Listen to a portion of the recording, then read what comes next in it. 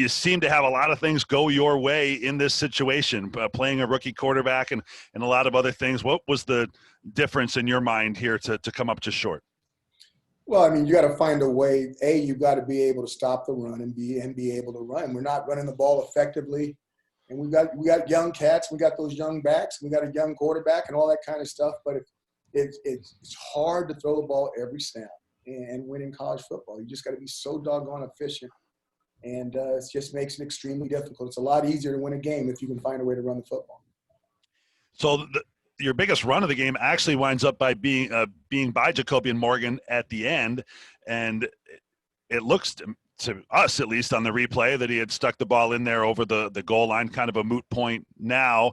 But what'd you make of the way he played overall, and to what degree were training wheels on today? You know, first of all, on the touchdown, I mean, I was on the sidelines. I thought he got it in. I have a decent seat on it. But, you know, they had a chance to look at it on the review, and they said it didn't go in, so that's fine. I mean, we eventually got it in. We still got that 7. You know, it looks like he threw for a decent percentage. The ball came out of his hands.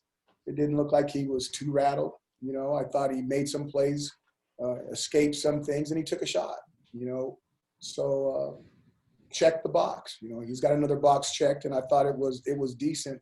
You know, anytime you're playing somebody that young, you got to find a way to win with your veteran guys. And, you know, there were some penalties out there from some veteran guys that I'm not happy with, you know. And I'm not happy with any penalties, but I'm really not happy with veteran guys doing it. And we just got to stay together and keep working. I really believe if we can find a way to bust this dam from an offensive standpoint, to shake it a little bit and get the ball moving and get third downs up to 50. Actually, 50 is too high. That's not fair. But if you can get somewhere around 42%, 40% is good. But if you can get 42 to 44% on third downs, then you're getting enough plays and you're keeping your defense fresh enough that maybe they can make a play for you somewhere down the road. So I'll kind of leave it at that. Yeah, the third down today was 3 for 11, and Boston College was 10 of 19. And that was the game, right? The time of possession was so out of whack that your defense was eventually going to wear down or be exposed, right? Is it as simple as that? It's as simple as that. And I thought our defense, as far as the number of plays they were doing and to get stops and get field goals on some of those red zone things were big. I mean, I thought they really did play well, and we just got to find a way to balance that out for them and get some first downs and keep them off the field. I can see the beginning. I can see it growing, but we've got to do better on offense. And one of the things you said, we asked you during the week, what are you hanging your hat on? What's a positive about this team? And you said, hey, we're staying together. So you're right in the game. You've got 2 huge possessions here in the fourth quarter that wind up being an interception and a fumble. What is the mental state of the team, the emotional position there where it feels like your best chances to win the game were frittered away?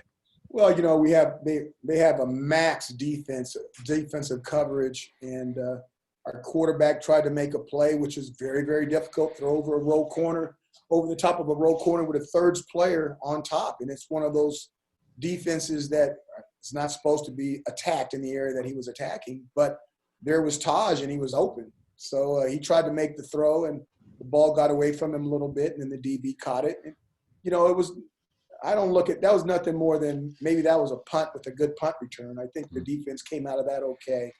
You know, obviously we had the turnover right there. I think it was Sean Tucker I'm not sure that wasn't his first one he put on the ground this year. I just don't remember him doing it anywhere else.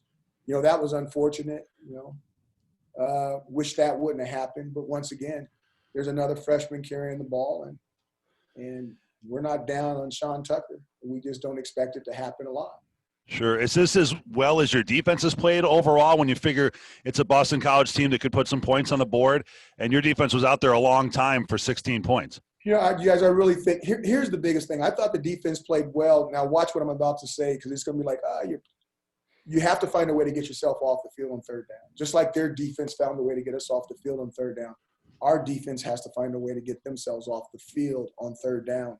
And the yardage and the numbers go up when you don't. And that's why our numbers haven't gone up, is because we haven't. And we've got to find a way to get that done. don't have a game this season with more than 5 third-down conversions on offense. So now you go into a bye week. You got 3 games remaining. How do you approach the quarterback position, Coach? Obviously, you can only play who's healthy, but what's your agenda for between now and the road trip to Louisville for a Friday night game on the 20th? We'll keep playing the guys that can put on their shoulder pads and their cleats and give us the best effort they can give us, and we'll keep growing from there. All right, Coach. Thanks for your time. Thank you. Dino Babers, Brian, who Coach, we're going to start with Eric Columbia from Spectrum News today. Hey, Dino. Question: at what point in the week did you know Rex wasn't going to be able to go, and is that something we might see for a while now that maybe he's on the sidelines and Jacobian is the guy you go with? Rex suffered an injury in the last game, and that injury hasn't healed yet. So we kind of knew we were kind of see if he could go. He tried to go during the week. He did go a little bit during the week. And then finally he told us later on in the week that he couldn't go. And is Jacobian going to be the guy you think so? You think from now? I think he did okay. I think he deserves to go out there first. That's for sure. Thanks, Eric. Next, we're going to go to Matt Hausworth from WSTM. Hey, Dino, in terms of the effort that you saw today, I'm sure you talked to any college ball expert, they would have said going into the game it would have been very close. But you guys played a very good Boston College team to a field goal. How do you feel about this team after this performance today? I'm proud of – no one likes losing. I mean, that locker room is, we're all messed up. No one likes losing, but the effort was a good effort. And what I tried to explain is when you put an effort out like that and you don't win, it's damaging. It hurts you. But if you're going to win those type of games, then you can't have the penalties. You can't have the turnovers. It's those things that you don't think is really big until the game is over, and then you wish you had another opportunity to do it. There was a punt return. I was talking to Keem about it. It was a punt return where he had a heck of a punt return, and everybody was really good. And I love Nakeem. Nakeem ran off to me, and he looked, and he said, I had a touchdown, and I didn't say a word because I believe he had a touchdown too. And he says, all I had to do was go left or straight. I said, I know. I was trying to give it to you in my head. I said, the only place you didn't have a touchdown was going right, and he went right. So if you remember the play, I mean, absolutely would have stepped through, and that had been, I can't remember what quarter it was, whether it was the third quarter or the fourth quarter, but it would have been a huge play. But it's just kind of been that type of year. And, we're gonna take the good with the bad, and we're going to continue to grow from it. Thanks, Coach. Next, we're going to go to Mario Sacco from WSYR. Hi, Coach. Kind of twofold. One, is Tommy DeVito done for the season? And two, what were the conversations like with Jacoby and Morgan leading up into this game, knowing that he was going to start? And what's the conversation you have with him now after this game? Yeah, I don't know if Tommy's done for the season. I do know that we won't put Tommy out there in a situation where he can't protect himself. So I really don't know the answer. But I know right now he can't protect himself, and that's why he's not suited up. Jacobian, to answer, Jacobian doesn't talk much. He's one of those guys that everything is action by him. And I'd be very careful what you ask him because he's a fantastic listener. Okay, so he doesn't talk much, and he listens a lot. So that's the most I could tell you about Jacobian. Thanks, Coach. Next, we're going to go to Mike Curtis from Syracuse.com. Hey, Dino, about 2 hours before kickoff, former Syracuse alum Joe Biden was obviously projected to become the new president. On a personal level, does that mean anything to you? It really does. I mean, to have the opportunity to be the head football coach at the university where the president-elect graduated from, I think is huge. And not only is it a huge honor, but I think it's a huge recruiting advantage too. When you go around the country and say, hey, come to Syracuse, you can be a president of the United States. I'm very proud, and I'm glad that happened. And, I hope I get an opportunity to meet him. I think that would be extremely cool. Thank you. Thank you, Coach Babers. Next, we're going to go to Anthony DeBundo from the Daily Orange. We have 2 more questions. Hey, Dino. 2 separate times you guys crossed the 40, got inside about the 20-25-yard line, had a 4th and 2, and then a 4th and 4, and you decided not to go for it and take those 3 points. did you consider going for it on those fourth down situations? And kind of what was the thought process there? You know, you've always got to look at what you want to do. Like it's 4th and 2. I watched them do a quarterback sneak, and they got 4 yards on their quarterback sneak, and I was like, my goodness gracious, how come we can't quarterback sneak for 4 yards? It looks so easy. And then they turned around and quarterback sneaked the second time, and they didn't get anything. You know, I think they ended up short. I might be wrong, but I thought they ended up short. It looked totally different than the first one. You know, I'm going to always try to win. I thought we gave our team a chance to win. We got in the fourth quarter. We lost by 3 points.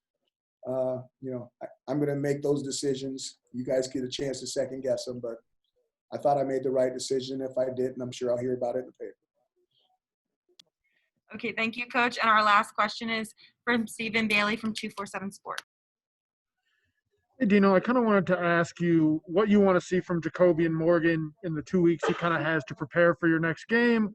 And when you think back to the first starts you've seen from quarterbacks in your past stops, what have those experiences, I guess, allowed guys to learn? You know, first of all, I think the big thing with Jacobian is the team, again, Jacobians can't – the team needs to carry Jacobian. Jacobian is young. You know, he doesn't know what he doesn't know, which is kind of cool. But we need to all play better to make it easier on him. So I think that's the answer to the first question. You're going to have to ask me the second question, Stephen. You're always giving me these double questions now. Come on. I get two questions a week, so I try and sneak in a third sometimes. I mean, you've worked with a lot of quarterbacks. What have you noticed? I guess what guys have taken from their first starts, and I don't know. Is there anyone that comes to mind as someone who maybe made a jump or had that experience be particularly important? You know, I'm not going to compare him with anybody because I just think he's different. You know, he's a humble guy. He's proud. I think he has a lot of confidence. He just doesn't talk that much. So he's a listener. You know, like I said earlier, he's a listener. He'll look you in the eye and listen and yes, sir, no, sir. And then he goes on about his business. And it just doesn't seem like a lot of stuff bothering. It's interesting to see that he has some elusiveness to him as far as making people fall off of him. And then it was interesting to see that, he took some shots and he got back up. Because his body's not, both of those freshman bodies is not where it's supposed to be taking shots from guys. And those Boston College guys are big guys. I mean, they're big physical dudes. That's an older defense. That's not a bunch of young guys. So, he did okay. But like all quarterbacks, the more stuff you put on tape, the more that the defensive coaches get to look at you and figure out what you like and what you don't like. It gets more difficult and more difficult. And what they need to continue to do is improve their weaknesses so eventually they have a vast amount of skills so they can still be effective. Thank you. Thank you very much, Coach.